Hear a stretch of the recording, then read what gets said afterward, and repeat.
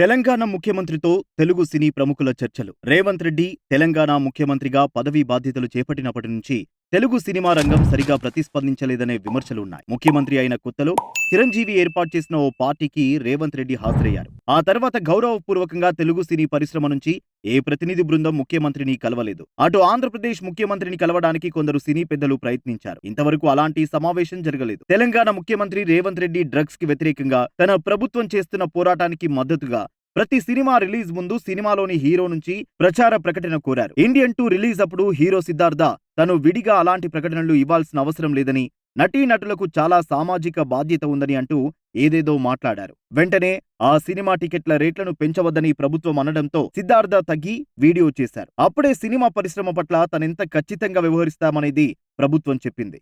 అలాగే నంది అవార్డుల బదులు గద్దర్ అవార్డులు ప్రకటించినప్పుడు కూడా తెలుగు సినిమా రంగం నుంచి సరైన ప్రతిస్పందన రాలేదు. ఈ మధ్య సంధ్య థియేటర్ దగ్గర జరిగిన తొక్కిసలాటలో ఓ మహిళ మరణించడం, ఆమె కుమారుడు తీవ్రంగా గాయపడడం, హీరో అల్లు అర్జున్ ని A11 గా కేసు బుక్ చేయడం, అసెంబ్లీలో ఇక నుంచి టికెట్ రేట్ల పెంపు, బెనిఫిట్ షోలకు తను ముఖ్యమంత్రిగా ఉన్నంత కాలం అనుమతులు రావని రేవంత్ రెడ్డి ప్రకటించారు.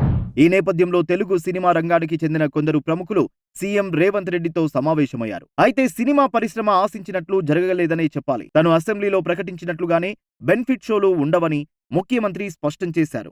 అలాగే సినిమా సెలబ్రిటీలు బాధ్యతాయుతంగా నడుచుకోవాలని ఆయన చెప్పారు.